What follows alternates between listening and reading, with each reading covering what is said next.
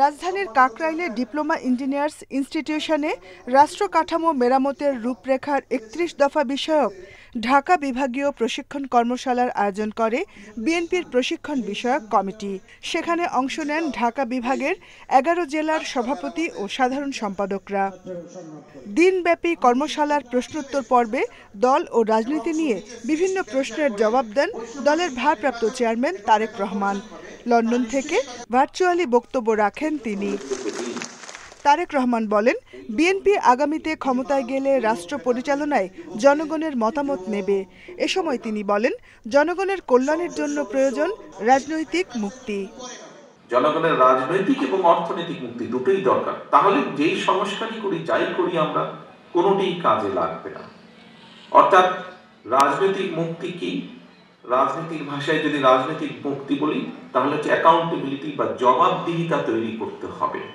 যার যা ইচ্ছা করে চলে যাবে সেটি করা যাবে না। সেটা যেই হোক, সরকার হোক, বিরোধী দল হোক, যে কোনো রাজনৈতিক দল হোক, রাজনৈতিক পৌরসভার চেয়ারম্যান হোক, কাউন্সিলর হোক, মেম্বার হোক, যেই হোক না কেন, প্রত্যেকের একটি জবাবদিহিতা থাকতে হবে।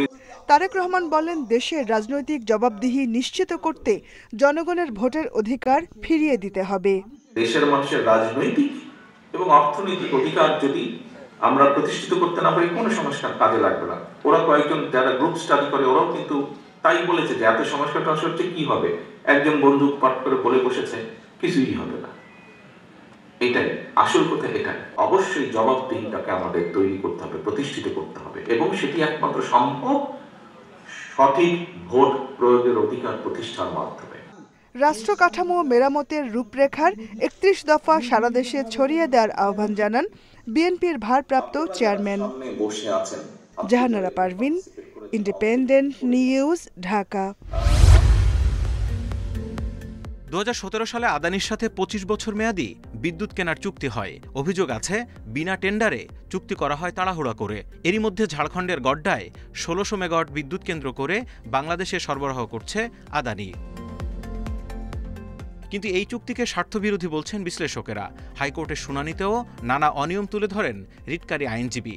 পরে আদানির সাথে চুক্তি পর্যালোচনায় জ্বালানি বিশেষজ্ঞদের নিয়ে কমিটি করার নির্দেশ দেয় আদালত। চুক্তিটার সিগনেচারের পূর্বে আদানি গ্রুপের সাথে যে দর কষাকষি হয়েছিল, সেই দর কষাকষি সংক্রান্ত যত মিনিট আছে এবং যত আপনার তথ্য উপাত্ত আছে, ডকুমেন্টস আছে, সেইগুলো ১ মাসের মধ্যে আদালতের সামনে উপস্থাপনের জন্য নির্দেশ দিয়েছেন। এই চুক্তিটির সব টার্মস এন্ড কন্ডিশনস আমাদের দেশের স্বার্থ পরিপন্থী কী কী আছে, সেইগুলো বিশ্লেষণ করে আদালতের কাছে ২ মাসের মধ্যে একটা রিপোর্ট জমা দিবেন।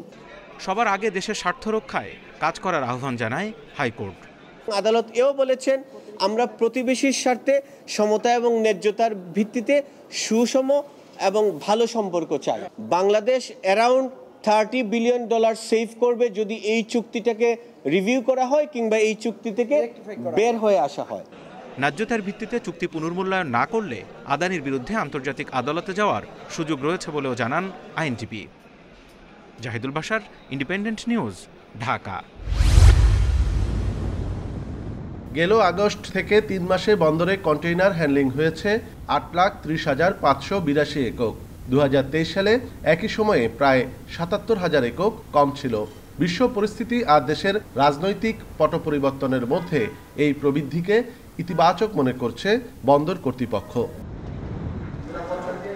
দায়িত্ব গ্রহণের পর মঙ্গলবার দুপুরে প্রথম গণমাধ্যমকে এসব তথ্য দেন বন্দরের chairman rear admiral SM Moniruzzaman. বলেন, এরই মধ্যে জাহাজের গড় অবস্থানকাল ৪ দিন থেকে ১ দিনে নামিয়ে আনা হয়েছে। কন্টেইনার জট ৪৫,০০০ থেকে ৩৪,০০০ এসেছে। আরও এটা প্রতিযোগিতামূলক এবং অংশগ্রহণমূলক করার জন্য এই ক্লজটাকে পরিবর্তন করার জন্য ইতিমধ্যে একটা গেজেটের সংস্কার আনার জন্য মন্ত্রণালয়ে আমরা এখান থেকে ফাইনাল করে পাঠিয়েছি। তা আশা করি এটা হয়তো এই মাসের মধ্যে হয়তো আমরা পেয়ে যাব, আশা করি। তো পেয়ে গেলে তারপরে আমরা সাথে সাথে আমরা ওপেন টেন্ডারে চলে যাব। চেয়ারম্যান আরও জানান, বন্দরের কার্যক্রমকে গতিশীল করতে অটোমেশন বাড়ানোর কাজ শুরু করেছেন তারা। ইতোমধ্যে মোবাইল ক্রেন, লো বেড ট্রেইলার, হেভি ট্রাক্টর কেনা হয়েছে। আরও যন্ত্রপাতি কেনার কাজ চলছে। পোর্ট যে কমিউনিটি সিস্টেম যেটা আছে, এটা আসলে হাইব্রিড। এখানে ট্র্যাডিশনালও আছে, কিছু আমাদের টেকনোলজিও আছে। বাট আমরা এটা চাচ্ছি কমপ্লিট একটা সিঙ্গেল উইন্ডোতে আনতে। সেই জন্য আমাদের কাস্টমস এবং পোর্ট দুইটাকে আসলে ইন্টিগ্রেটেড থাকতে হবে। এই জায়গায় এখন সব ম্যানুয়ালি হয়, ফিজিক্যাল মুভমেন্ট হয়। যখন এটা ইন্টিগ্রেটেড হয়ে যাবে তখন অনেক ফাস্ট হয়ে যাবে।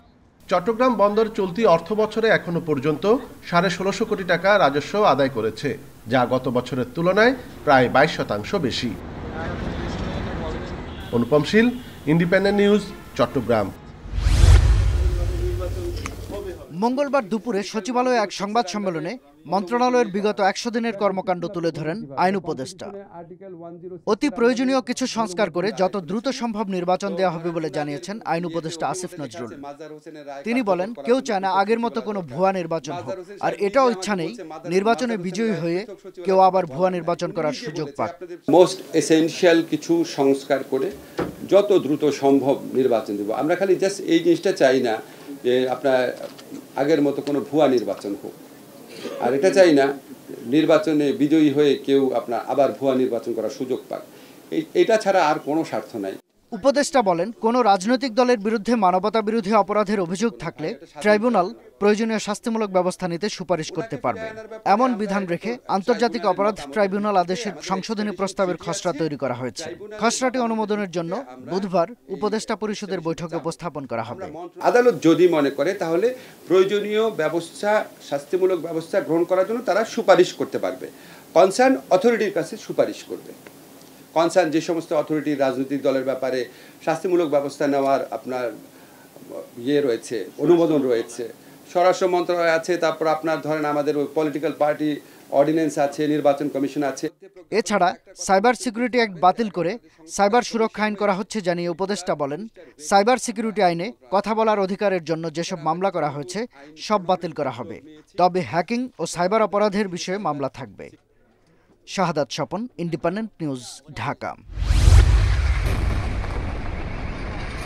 যুক্তরাষ্ট্রের দেওয়া যুদ্ধবিরতির প্রস্তাব গ্রহণ করেছে লেবানন সরকার ও দেশটির সশস্ত্র গোষ্ঠী হিজবুল্লাহ, তবে তা এখনও চূড়ান্ত হয়নি। প্রস্তাবটির সঙ্গে সংশ্লিষ্ট একজন শীর্ষ কর্মকর্তা গতকাল সোমবার এ তথ্য জানিয়েছেন।